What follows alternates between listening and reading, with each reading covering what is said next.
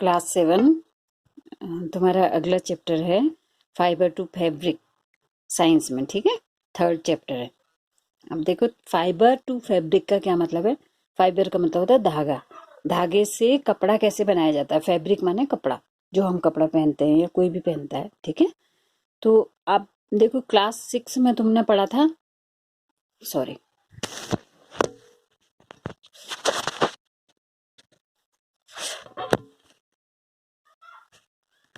6 में तुमने पढ़ा था प्लांट फाइबर, ठीक है। तो इसमें ध्यान, इसमें देखो फाइबर के मैंने, फाइबर हमें कहाँ कहाँ से मिलता है ये मैंने अलग अलग बना रखा है। देखो फाइबर ऑब्टेन्ड फ्रॉम प्लांट, यानी कि प्लांट से मिलने वाला फाइबर वो है कॉटन और जूट। कॉटन यानी कि रुई। रुई तो तुम जानते ही हो, ये रुई है देखो। और इससे, इसको जब हम ऐसे खींचते हैं तो ये धीरे धीरे धागा जैसा बनने लगता है, और इसी धागे से धीरे फिर बाद में हम कपड़ा बुनते हैं, ठीक है। ये कॉटन मिला है, और ये हमें कहाँ से मिलता है, ये हमको पौधों से मिलता है। जूट भी हमें पौधों से मिलता है। दूसरा, ये हमने कक्षा 6 में पढ़ रखा है, 6 में। Obtained from animals. अब ये क्लास हमारा है ऑब्टेन्ड फ्रॉम एनिमल्स, यानी कि जानवरों से जो हमें फाइबर मिला उसके बारे में जानने का साल है, ठीक है। जानवरों से हमें क्या क्या मिलता है, वूल और सिल्क। वूल माने ऊन, और सिल्क यानी कि एक तरह का कपड़ा होता है, अभी तुम्हें दिखाऊंगी मैं, ठीक है।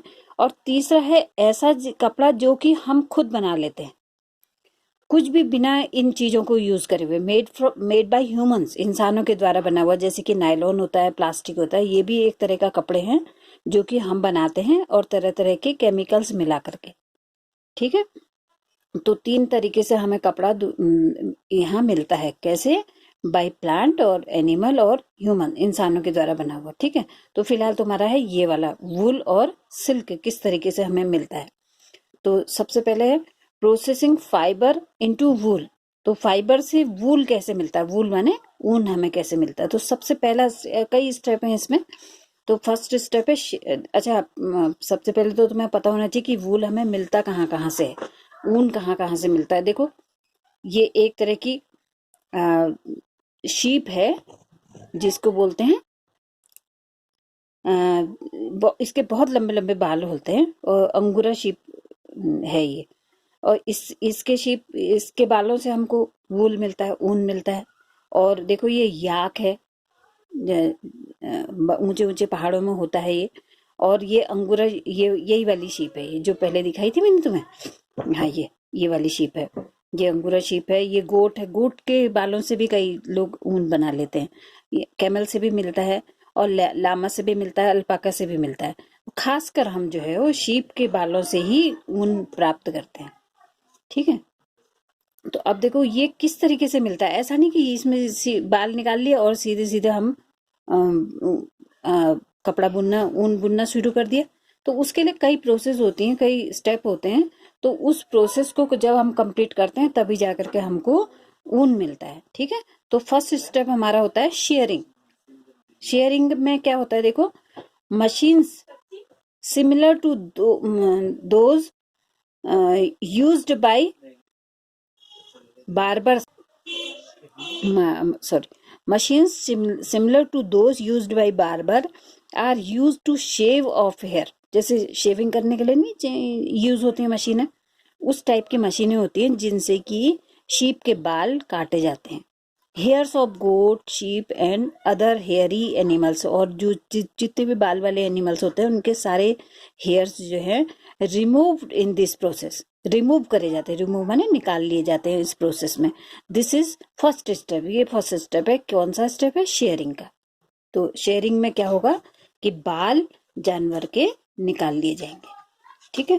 सेकेंड स्टेप में क्या होता है, देखो ये शेयरिंग हो रही है, देखो बेटा ये एनिमल को ऐसे लिटा रखा है और इसके बालों को निकाल रहे हैं ये मशीन से। इसने मशीन पकड़ रखी है, मशीन साफ दिखाई नहीं दे रही लेकिन मशीन से ही निकाले जाते हैं, ठीक है। ये फर्स्ट स्टेप है, शेयरिंग अ शीप, देखा हुआ। अगला स्टेप है स्करिंग। स्करिंग, SCOURING, स्करिंग, ठीक है।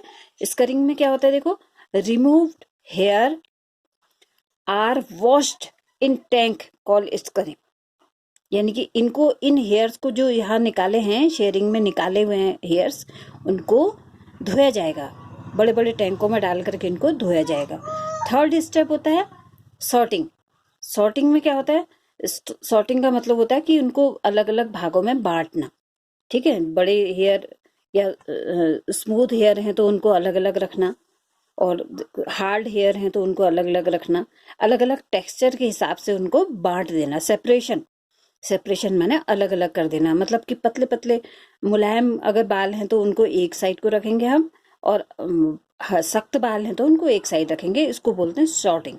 ये भी मशीनों के द्वारा होता है।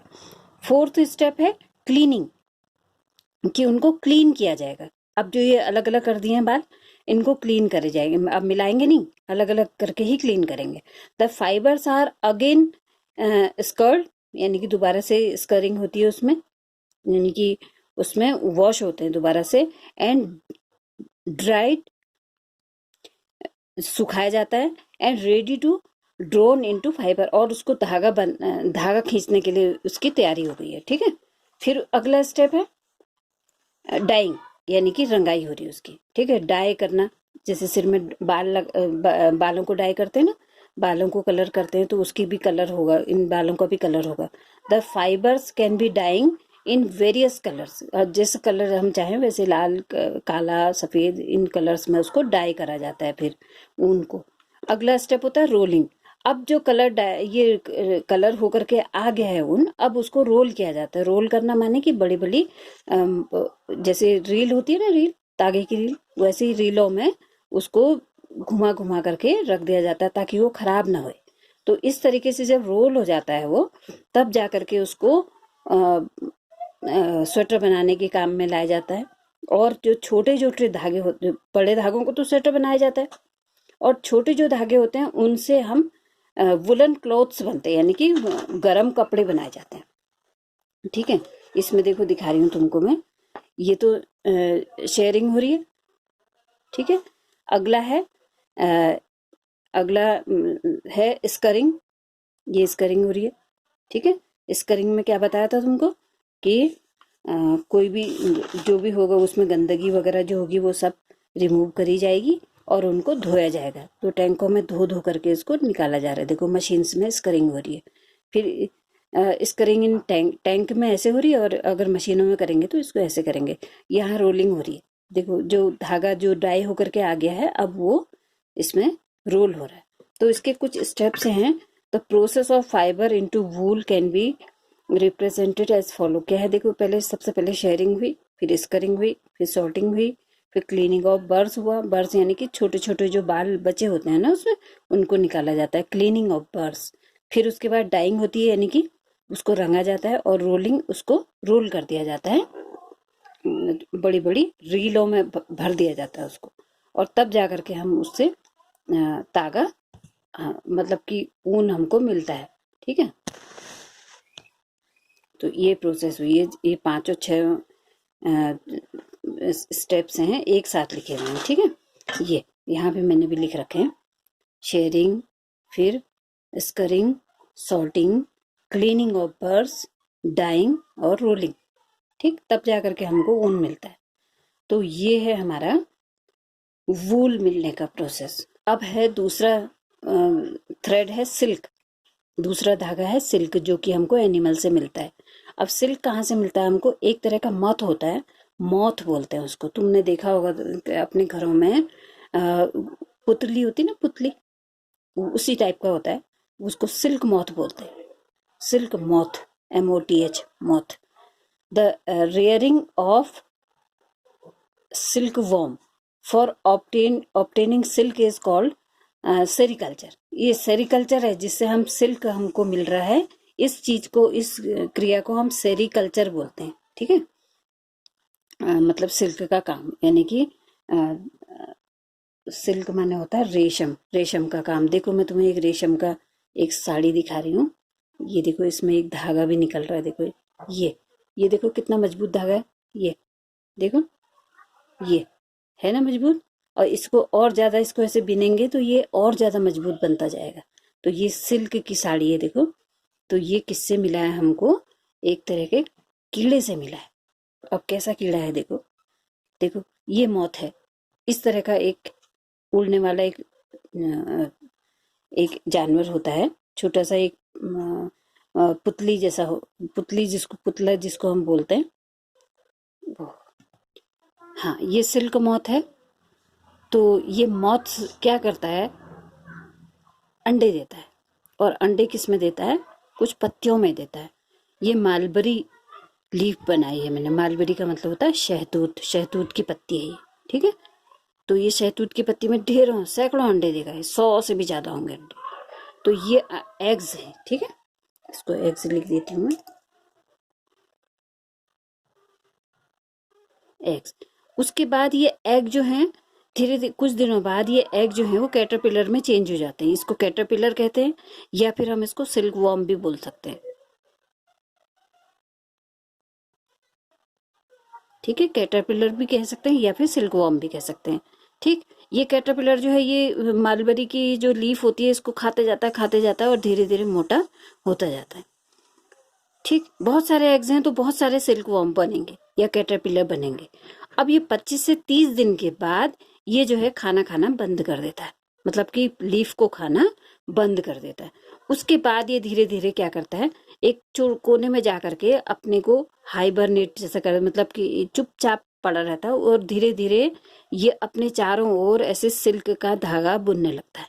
ये धागा है, ये इसके अंदर है, ये कैटरपिलर जो है इसके अंदर घुस गया है और अपने चारों ओर ही ये इसने धागा जैसा बुन लिया है। तो ये ऐसा बन गया है और इसको हम बोलते हैं ककून, ठीक है। क्या बोलते हैं इसको हम फिर, ककून। ककून तुमने देखे भी होंगे कुछ तरह के, लेकिन सिल्क वॉर्म के शायद ना देखे हों। ये ककून बन जाता है। बहुत दिन तक ये, कुछ दिन तक मतलब ककून ही बना रहेगा, इसके चारों ओर सिल्क लिपटा हुआ है। ये सिल्क लिपटा हुआ है, सिल्क का धागा, ठीक है, चारों तरफ लिपटा हुआ है इसके। और कुछ दिन बाद जब ये जो कीड़ा है इसके अंदर है, कुछ दिन बाद इस कीड़े में चेंज आएगा और इसका ये जो इतना लंबा बॉडी है ये लंबी बॉडी कम हो जाएगी और इसमें धीरे धीरे ऐसे पंख आ जाएंगे। और जब पंख पूरे बन जाएंगे तो ये धीरे धीरे इसको काट करके बाहर निकल जाएगा, मौत बन जाएगा। और फिर से यही प्रोसेस पूरी हो जाएगी, शुरू हो जाएगी। मौत फिर से एग देगा, एग से फिर कैटरपिलर बनेंगे, कैटरपिलर से ककून बनेगा और वापस फिर से मौत बनेगा। इस तरीके से इनका ये इतना लंबा इनका लाइफ साइकिल होता है, लाइफ हिस्ट्री ये होती है, ठीक है। मतलब कि हाँ, जैसे हमारे यहाँ होता है, इंसान पैदा होता है और धीरे धीरे बड़ा होता है, लेकिन इनका तो पूरा रूप ही बदल जा रहा है। ये ऐसा है, फिर ऐसा बन जा रहा है, फिर ये कैटरपिलर बन जा रहा है, फिर ककून बन रहा है। तो इनकी थोड़ा अलग टाइप का होता है। अब देखो हमें सिल्क कहाँ से मिला, जब ये ककून के रूप में होगा, ये सिल्क वॉर्म जो है ककून के रूप में होगा, उसी समय हमने क्या करना है, इसको या तो तेज धूप में रख देना है या तो फिर हमने इसको गर्म भाप में रखना है या फिर पानी में डाल देना है, खौलते हुए पानी में। तो इससे क्या होगा कि इसके अंदर का कीड़ा जो है, जो भी है इसके अंदर का कीड़ा, वो मर जाएगा और बाहर बाहर का ये सिल्क रह गया हमारे पास अब। और इस सिल्क को फिर हम तरह तरह की मशीनें बना दी हैं अब इंसान ने। उन मशीनों से निकाल करके फिर उसको भी रोलिंग करते हैं और रोल करने के बाद उसका कपड़ा बुन दिया जाता है और उससे तरह तरह की, जैसे कि ये साड़ी बनाई है और कुर्ते का कपड़ा और धोती बना देते हैं और भी बहुत तरह की चीजें बनाई जाती है, जैकेट बनाई जाती हैं, बहुत सारी चीजें। ये तो साड़ी, ये कपड़ा थोड़ा सा महंगा होता है क्योंकि देखो, ये देखो कितना मजबूत कपड़ा है। ये ऐसे खींच रही हूँ तो कुछ नहीं हो रहा है इसको, और न इसमें ऐसे क्रंचेस पड़ रहे हैं। देखो ये दिख रहा है ये। तो ये शाइनिंग भी है, इसमें लस्टर है। लस्टर माने शाइनिंग होती है एक तरह की, उसको लस्टर बोलते हैं। तो इसलिए ये कपड़े को लोग बहुत पसंद करते हैं और महंगा भी होता है तो भी इसको खरीदते हैं। तो इसलिए मौत से कपड़े बनाए जाते हैं, सिल्क बनाया जाता है। तो कितने कीड़े मरते होंगे, जरा सोचो, हमारे एक साड़ी के लिए कितने कीड़ों को मार देते होंगे हम लोग, है ना। लेकिन बनाया जाता है। तो अब उसके अलावा और तरह के भी मौत होते हैं और तरह के मौत से और तरह के सिल्क भी, तो सिल्क भी कई प्रकार का होता है। मतलब मौत का शेप अलग होगा तो एग भी अलग होंगे और उनके कैटरपिलर भी अलग होंगे और ककून में जो ये थ्रेड बनेगा, धागा बनेगा, वो भी अलग तरह का होगा और इसलिए सिल्क भी अलग अलग तरह के होंगे, ठीक। और अब सिंथेटिक सिल्क भी आने लग गया है। सिंथेटिक माने कि इंसानों के द्वारा बनाया हुआ, जिसमें कि जानवरों को मारा नहीं जाता। ठीक है, थैंक यू।